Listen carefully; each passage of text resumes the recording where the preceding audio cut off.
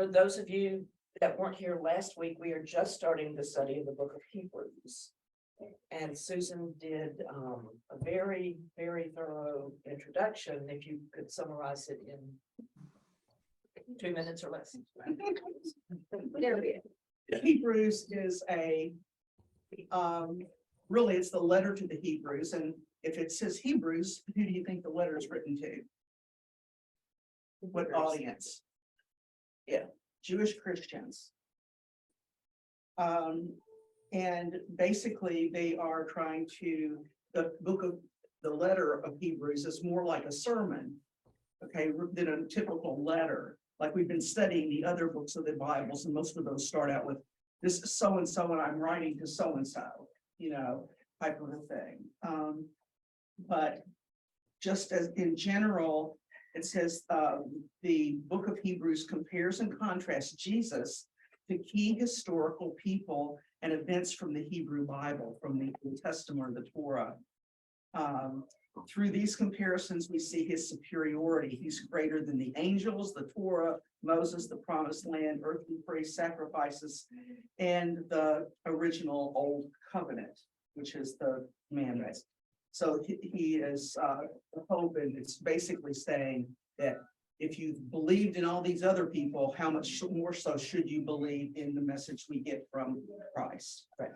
And this is the time of persecution. So people are, it's kind of second generation, they're kind of moving away from the faith and because of persecution.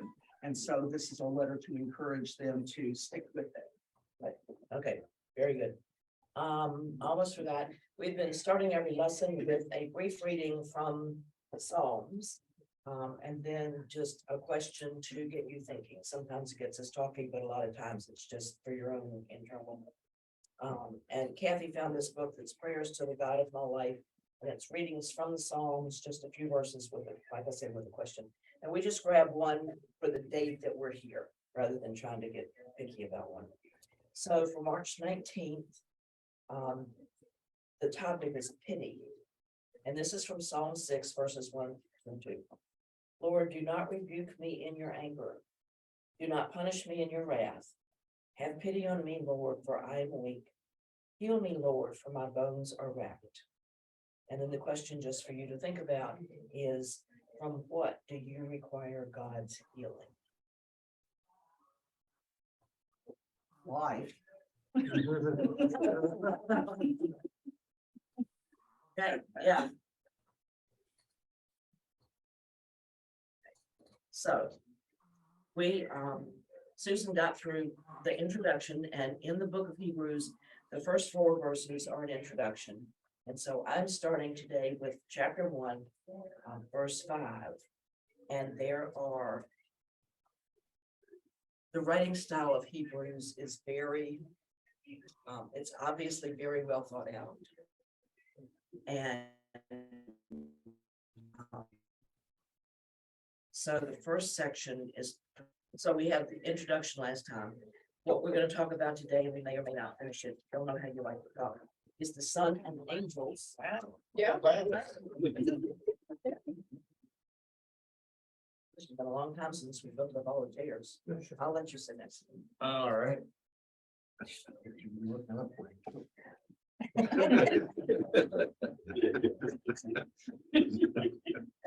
Okay, how am I supposed to recover? I'll work and record. Yeah. Yes, yeah. Okay, Really? yeah, you're being recorded, so be careful.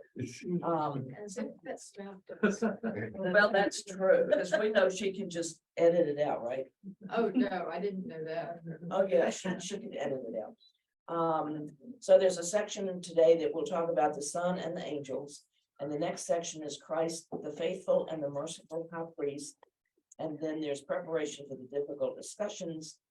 Then the difficult discussion itself, call to fidelity and mutuality, the final exhortation, and then a benediction and readings. And what this writer likes to do is to alternate between exposition talking about what the problem is or the issue is, and then exhortation, which is encouragement. You know, here's the problem, this is what I think you should do, and now let's talk about how to encourage you to do that. So, we'll be looking for that. So if somebody would read verses, I can't remember where chapter was, 5 through 14. And what I want you to listen to is how Jesus is superior to the angels. So who's gonna read for me? I can do that. Okay, And we're in Hebrews 5 through 14, right? And Chapter most of these, Oh, most of what you're gonna be reading are excerpts from the Psalms or the Old Testament. right, and I'll get it. You're gonna hear 7 quotes. 5 of them are from the Psalms, one's Deuteronomy, and one is Samuel? Samuel. Yes, okay, go. for God never said to any angel, thou art my son, today I have begotten thee. Or again, I will be father to him, and he shall be my son. Again, when he presents the firstborn to the world, he says, let all the angels of God pay him homage. Of the angels, he says, he who makes his angels winds and his ministers a fiery flame. But of the Son, thy throne, O God, is forever and ever, and the scepter of justice is the scepter of his kingdom. Thou hast loved right and hated wrong. Therefore, O God, thy God has set thee above thy fellows by anointing with the oil of exaltation. And again, by thee, Lord, were earth's foundations laid of old, and the heavens are the work of thy hands. They shall pass away, but thou endurest. Like clothes, they shall all grow old. Thou shalt fold them up like a cloak. Yes, they shall be changed like any garment. But thou art the same, and thy years shall have no end. To which of the angels has he ever said, sit at my right hand until I make thy enemies thy footstool? What are they all but ministrant spirits, sent out to serve for the sake of those who are to inherit salvation? Now, we don't talk about angels a whole lot. Right? Neither does the Bible, actually. Right. Good point. Neither does the Bible. The commentator makes the point that, hi Claire. Hey Claire, that the Hebrew people took angels for granted. Even though they weren't talked about a lot, they were just assumed to be around. And even though, again, the Bible doesn't say it, it had become tradition that the angels delivered the 10 Commandments to Moses. And if you go back and read Exodus 20 verse 1, which I did just to check, it just said, and God said, and then you start with a list of the 10 Commandments. Well, these folks think that the angels, an angel means messenger, that the angels serving as messengers from God to the people handed Moses the 10 Commandments, and that they interacted on God's behalf frequently. So you're saying they believed in separate beings other than angels being messengers that were people that got sent or something? Because there's no reason why an angel or a messenger has to necessarily be a separate heavenly being or whatever. That's not human. Sorry, No, was that your point? no, my point was that they believed in separate heavenly beings. Right, and yeah, no, but that's what you're saying is that Yeah. they do, not that they believe that angels were simply messengers that were, sent by God here on earth that were just other people.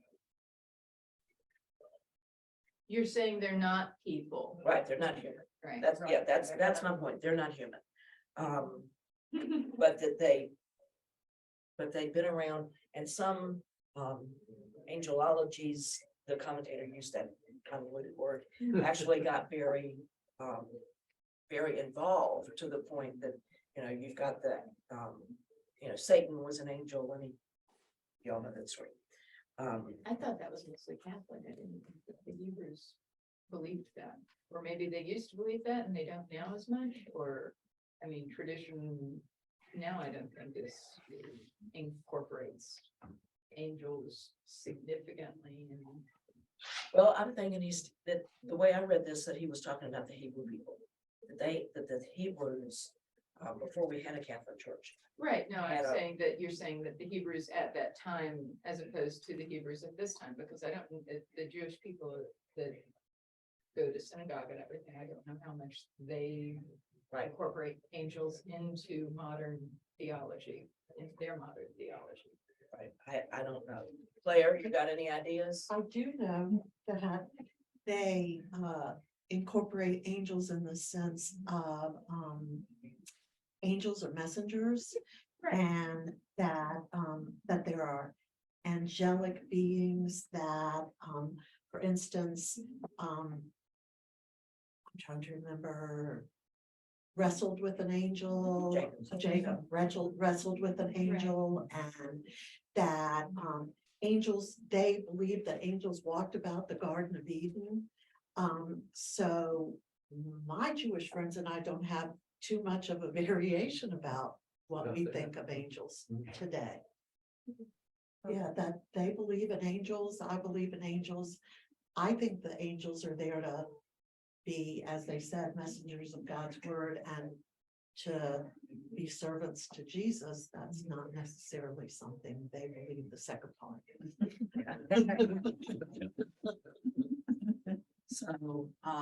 So this section is comparing Jesus to the angels and saying that Jesus is higher than the angels. And one thing that got me that I'd never paid much attention to is that this passage talks about the temporariness of angels. You know, that Jesus is forever, but the angels are like clothing that can wear out, and that was strange and different to me. Did you pick up on that when you were reading? Or did you not get that far? Well, I guess I didn't pick up, I remember reading that, but it didn't dawn on me that that's what it really meant. You Right, know? yeah, that's where the commentary comes in. It's like, I wouldn't see that. I think it's odd that this is the opening passage. Just most of us would all accept that God, you know, Jesus and angels are very different. The fact that this is the entry passage, they really are speaking to Jewish believers in this, I think, Well, because they're trying to separate and reestablish Jesus's position in the world, so to speak, on a global type approach. and one of the commentators said that for them to pull this out at the very beginning meant that there were some people who thought the contrary, Right, that's where I was you going. know, in this audience that he's writing to. So he's making that point. Yeah, Sarah, when I reread that passage, I don't necessarily think that he's talking about angels when he says, like clothes, they shall all grow old. I mean, because the previous verse, he was talking about the earth and the heavens being the work of your hands, and they shall pass away. I took that to mean the earth and the heavens shall pass away. I didn't necessarily, but I'm not, I mean, I know that's what the comment said, but I'm not sure. I'm just wondering where the comment. Well, got and that. yeah, if we're talking about like that excerpt in verses 10, 11, and 12, that's a separate quote. And that separate quote is referencing earth and heavens, not referencing angels And directly. in my translation, it would seem a little bit even more clearer to Okay. what you're reading. It says, in the beginning, Lord, you laid the foundations of the earth and the heavens are the work of your hands. They will perish, They were, yeah, but you Yeah. remain, yeah. and they will all wear out like a garment. Mhm. It helps where they've got quotes around it. I don't know if everybody's version has quotes around it, so that's to be quoted. Okay, one thing I want to point out, if you would look at verse 5 and then look at verse 13, that he starts and ends this section with the same question. For to which of the angels did God ever say, you are my son? And then at 13, but to which of the angels has he ever said, sit at my right hand until I make your enemies a footstool at your feet? So he starts, gives a lot of quotes to prove his point and ends there. The Jews must have had a very high opinion of angels. Yeah. They must have.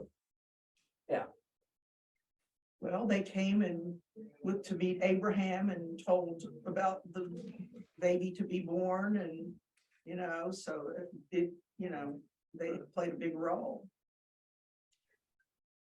They also believed hospitality was a huge part of Jewish culture and still is. And this comes from the fact that they believed that, you know, you could entertain angels unaware. Right. So be hospitable to everyone you meet because God may be sending you a test. And if someone shows up at your home, don't give them the leftovers, give them the best, because it could be an angel that God has sent.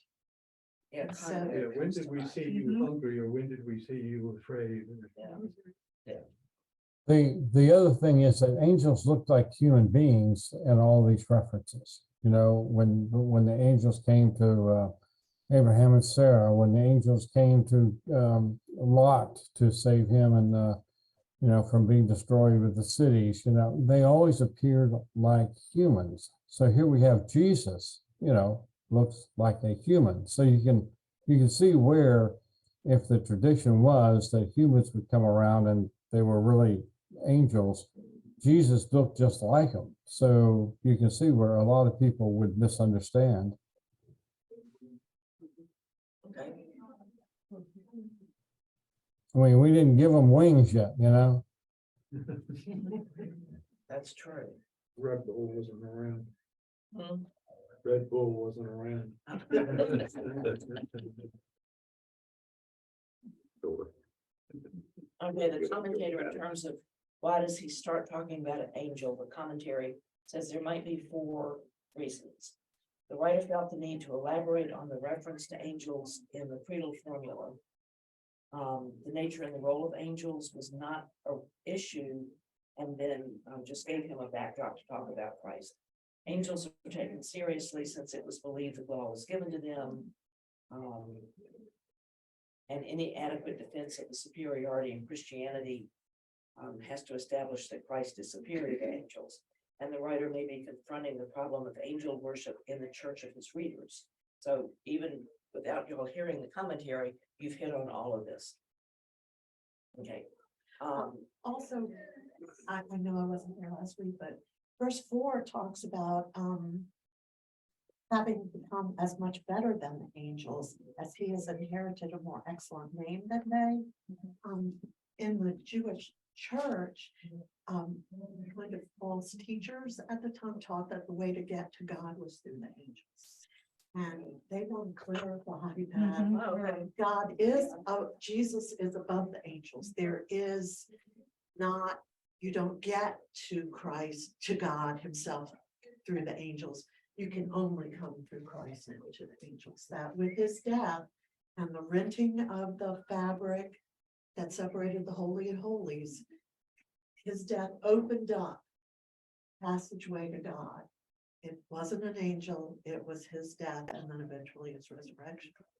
And so I think that this is building on what you talked about last week, that this whole, you know, false prophets teaching that angels were the highest beings and.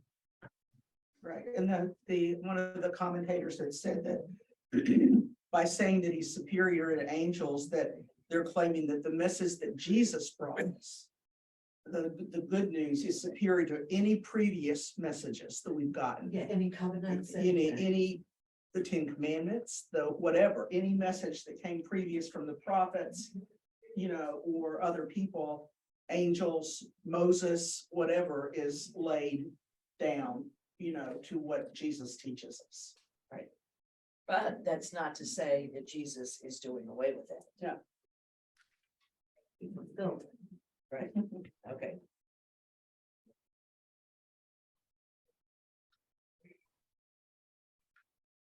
Okay, now let me just read this. This is what the commentator said in terms of the transience of angels. And this is coming out of verse 7, where it says he makes his angels winds. The Hebrew of Psalm 104:4, which is where this is quoted from. He who makes winds to be his messengers and fire and flame his servants. And this is what the commentator is saying. The point here is that angels are as transient and temporary as wind and fire. The contrast between Christ and the angels is that a permanent versus transient? So that's just this commentator's opinion, but that's where I was getting what I was saying from. Is he separating out the angels versus the servants in that? And it's like he's saying is make the angels wind and the servants flames of fire. And I find that interesting, you know, if the servants are separate, the angels are winds, the winds are the breath that feeds the fire. But both are transient as compared to Christ. Is the point that this commentator's trying to make. Yeah, I hear that. Okay. I They will- like the visual of the oxygen feeding the fire, though. Verses 11 and 12. This is a quote from Psalm 102, and it is the lament of a person who is ill and most likely is dying. And so here it's elaborated to highlight the contrast between Christ as the creator and angels as creatures. And there's a second contrast between the sun that never changes and creation that perishes. And it says they will perish, but you remain. They will all wear out like clothing, like a cloak, you will roll them up and they will be changed. Okay, any other comments about that section? Y'all did a pretty good job of sharing that. Okay, chapter 2 continues the same line of thinking in terms of Christ and the angels. So if someone would read, hold on, I gotta make sure I know where I want to take it. 1 through 4. Okay, that's good. That's a short one.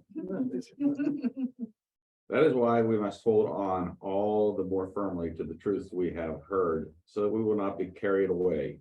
The message given to our ancestors by the angels was shown to be true, and those who did not follow it or obey it received the punishment they deserved. How then shall we escape if we pay no attention to such a great salvation? The Lord himself first announced this salvation, and those who heard him proved to us that it is true. At the same time, God added his witness to theirs by performing all kinds of miracles and wonders, and by distributing the gifts of the Holy Spirit accordingly to his will. Okay. So in this passage, the writer of Hebrews is not separating himself from his audience. He's saying we all are in this situation. And he's giving a warning. Pay attention. Because what he's saying here is that you've gotten a little lazy, you're starting to drift away. Anybody in this room ever guilty of this?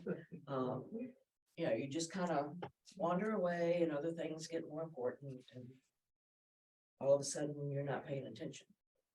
Yeah, I don't want to pay attention to God because that gets me away from making myself happy. Found myself wrong. Yeah, we like to think we're in charge. Yeah, right. In the Jewish subtle style, it's a little bit of hellfire and damnation. Yes. Yeah, it always amazes me when every once in a while I'll run into somebody who says, yeah, I need some hellfire and damnation preaching, and I'm thinking, really? It just, you know, it's not my thing.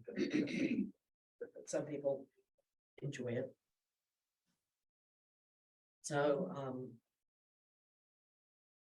what kind of drifting away do we do? Well, like you said, I think we just get tied up in the rhythm of our day.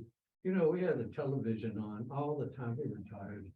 You know, the television is on all day, and we went to a little cabin last week and stayed 3 days in the forest and trails and the lake and no TV. And it was very nice, and it kind of reminded us that we are not caught in that. So now the TV's off a lot more unless there's something that I want to see. But it's just an example, you know, you can Right. just get caught into the current that's running by you and just have small view instead of waking up and being here and being alive with spirit of God that leads you. Once again, we were gonna do, he leadeth me, that they put it into the hymn, so we think, but, you know, if you're not doing that, if Bob Dylan says you gotta serve somebody, it could be the Lord, it could be the devil. Yeah, And so if you're not serving the one, you might be serving the other. yeah, And I think it's a little bit easier for us not to. We drift, but we drift because of these reasons. Think of the people in the world today that are persecuted because of their belief in in Christ. And they're still, and they're, it's life and death. You know, and to think about their drifting away might be a completely different reason. You know, I want to save my children, you know, I don't Yeah. want, you know, something to happen to my family. And we don't have, in our circumstances here, we don't have that kind of, you know, threat to drifting away. It's mainly because of our own pleasure, you know, and avoidance, you know, that we might drift. Yeah, and that's probably worse than the other.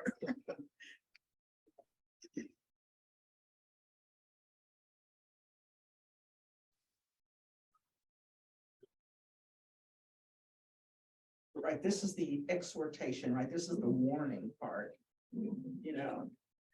well, warning, I looked up the Merriam-Webster definition of exhortation and exposition. And they didn't put any warning to it, they said this is encouragement. So, you know, I'm warning you, and my warning is an encouragement. Um, So, again, now this is the commentator speaking. The danger among readers is neglect or indifference. Now he's talking indifference about, at stake is a great salvation, which interestingly enough is portrayed as something spoken. Its reality and certainty are secured in God's having said so. That's enough. This salvation means exemption from eschatological punishment, but the epistle will also detail present benefits. So, you know, he's warning you against what's going to happen at the end times, but some good stuff is going to come along too. And if we're talking about drifting away, he's writing this letter to people that are coming to church every week. Preaching to the So choir. he's preaching to the people that have drifted away in their faith, even as they're coming to church each week. Because you got to remember, it's like the biggest persecutors of people out there are Christians. Christians are persecuting other people every day out in the wild. And it's important for us to remember what the message of faith and what the message of God is, so that we don't find ourselves judging others. Because that's one of the biggest messages of Jesus: judge not lest ye be judged. And Christians are doing that all the time. And it's like we're each one of us guilty of it, whether we're going to church or not. Yeah. And that's, you know, and it's like he's not writing this letter to the people that have stopped coming to church. He's writing this letter to the people that are right there. Excellent point. It's almost like he's fine tuning our understandings, you know, we become complacent, I think, in our faith. You know, we're going to church, we're showing up in the suit. We're, you know, I'm kind to people most of the time. They keep on my nerves. But then on the other hand, people do something, you know, one of my most constant prayers, thank you for saying that, is, Lord, teach me not to be so judgmental. You know, not living up to the standards I put on myself, and I find myself sometimes imposing those standards on others. And how unfair. I mean, that was not what Jesus did. He took you right where you were. You know, my pastor at my church, he passed away the end of this last year of cancer. Something that had happened, I forget exactly what now. had left a deep imprint before, during the year before. And he had a great sense of humor, so I had to tell him this story. But I was contemplating the spirit of kindness that it left me with, and how it can be ever present. I'm in traffic and I'm waiting at the light, and I'm thinking these beatific and beautiful thoughts. Light change, first car went. The car in front of me sat there.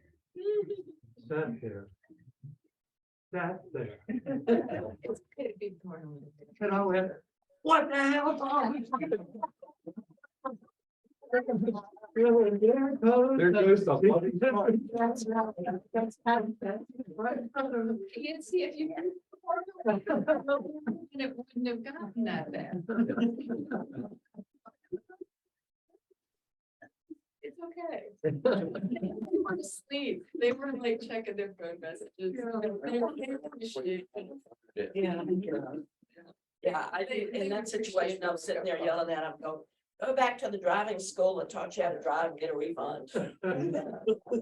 I hear right foot, right there. Very good. You can let this stress you out way too much. Just beat them a little bit. It's not bad. A prayer for the person behind. There you go. You were talking earlier about exhortation and encouragement, challenging and encouraging. That's actually a very Jewish style anyway. And to get back to what I said earlier about this being like he's speaking in terms and mentality that the Jews would understand. And in growing up, normal parent would say, don't do that. If you've ever heard a Jewish parent or Jewish father in particular talk to his teenage son, don't you think you ought to do it this way? Or why don't you try it that way? It's not, don't do it the way you're going to do it. It is very, for deeply Jewish people. It's a mannerism, style, whatever. So that's what this is kind of. That's the way my father was once I had gotten into my teens and upper. My dad would tell me today, your soul may belong to God, but your ass is mine. When I did something wrong. It's special kind of. Sorry about that for those not here. Yeah, my dad was always the kind, he's like, well, why don't you tell me about that? After he snapped too. No, that, yeah, there was some punishment every once in a while, usually defiance. That was what we got. Yeah, it's funny, my mother worried about me because I didn't misbehave enough. I was little Miss Goody Two Shoes, didn't rock the boat. And then, moved out at the ripe old age of 19, and 8 years later came back with a divorce and 2 college degrees. And I remember her saying, I have to tell you, I'm proud of you. I didn't think you could do it. But I knew what she was saying. She didn't think I had the backbone to survive 900 miles from home, get through a divorce, support myself, and finish 2 degrees. By eating squirrels. By eating squirrels, yeah. Oh, yeah. And fish, yeah. Yeah. And raising my own garden. But you haven't heard the squirrel story. I want to hear. I was a starving student, and some of the younger professors would go out hunting and fishing. And the deal was that with the fish, if it was big enough to eat, but not fillet, because they were picky. They wanted to fillet it. They could bring it to my house and exchange it for beer. I always have cold beer in the fridge. But the squirrels in particular, one of my professors, his girlfriend's grandmother lived in that same college town and was being overrun with squirrels and got special permission from the city council to have the squirrels shot. And so my professor was shooting the squirrels and bringing me squirrels. And at one point I could skin a squirrel with a pelt completely intact in under 10 minutes. Wow. Sweet. Wow. Wow.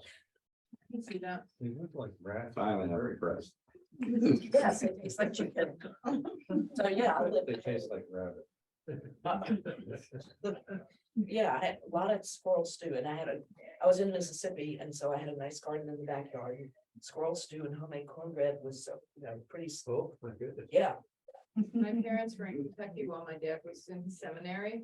My first solid food was squirrel stew. Oh, okay, That is. and there are probably still fish scales in that kitchen because I clean those fish inside. Oh, my. Ask ask Jamie the story of frying up a squirrel in my dorm room. It smelled good. Yeah, we progress a little bit much here, okay.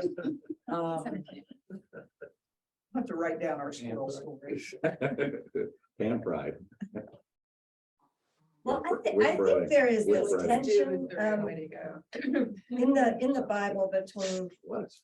between this, the angry God and the merciful God. And even with Christ, I think there's some of that tension because, Christ talks about he's going to separate the goats from the sheep. And so we like to think of Christ as being always merciful, but there are times when he gets angry and he turns over the tables of the money changers in the temple and he talks about separating the goats from the sheep. So there's this, because I always struggle with that in terms of how do we respond when our kids do something wrong or somebody else does something wrong? Do we respond by immediately showing compassion and mercy, or is it okay to sometimes be a little bit angry, because you see both in Christ and you see both. Certainly the Old Testament God, it seemed to me, was way more angry than he was merciful. The New Testament God is way more merciful than he is angry, but you do see both sides of that. I would rather be a goat than a sheep, though.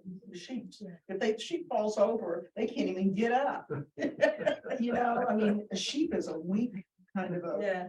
animal, and a goat, I mean, they can climb up on anything. So I really don't get the problem with being a goat. Well, the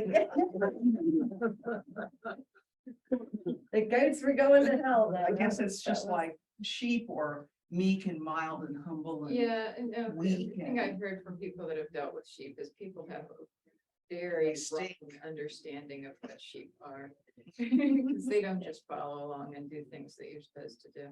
Oh, just like Yeah, us. watch the border collies, they have to fight with them every now and then, grab their legs. Mhm. Either one's a bad choice.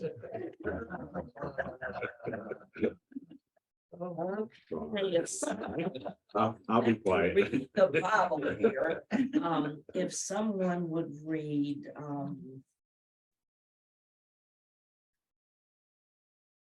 5 through, Five. was it 14? 5 through 14, yeah. I'll read. Okay, thank you, ma'am. Now God did not subject the coming world about which we are speaking to angels, but someone has testified somewhere. What are human beings that you are mindful of them, or mortals that you care for them? You have made them for a little while lower than the angels.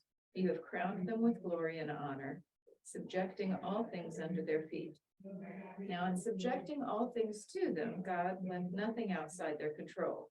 As it is, we do not yet see everything in subjection to them.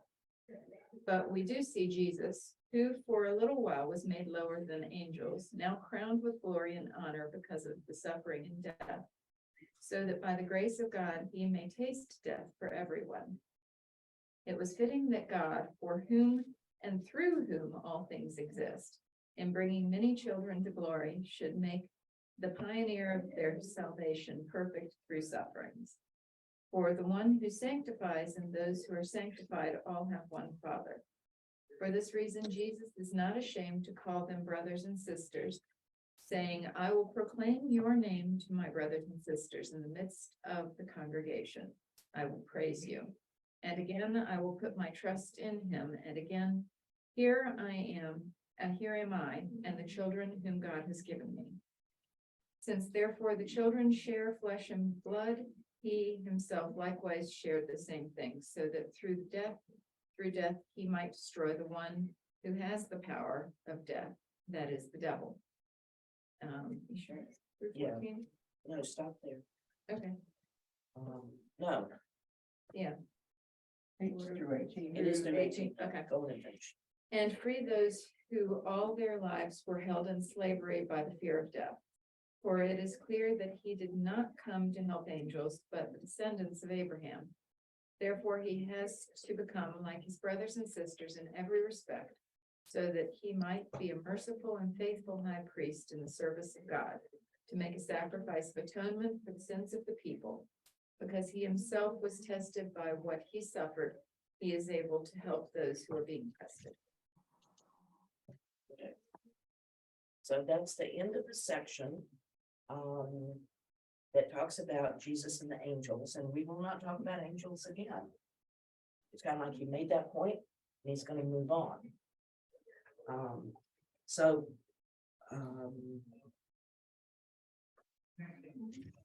Sarah, yeah, can I come to the defense of the folks that this book was written to?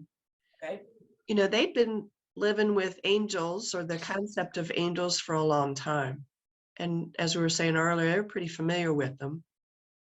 They were not familiar with the concept of Christ and how this all worked. So I can see how these, you know, first couple of chapters of Hebrews, and then thinking back about the letters of John and the letters of Peter, there's a tremendous amount of trying to figure this all out. How does Christ really work? We're looking at it with a 2,000-year perspective. They had maybe a 50 or 60-year perspective, maybe. It was all still pretty new to them, how this Christ guy worked. How was this all going to work? That makes sense? Or am I? yeah. Well, and many thought that, Christ was coming back within their lifetime. And where is he? And we heard that in another one of the letters, Yeah. Yeah, that they're thinking they're gonna see the second coming. In second verse of Hebrews, it says, but in our time, the final days, he has spoken to us. So it sounded like even they were thinking this was the end of time too. Yeah.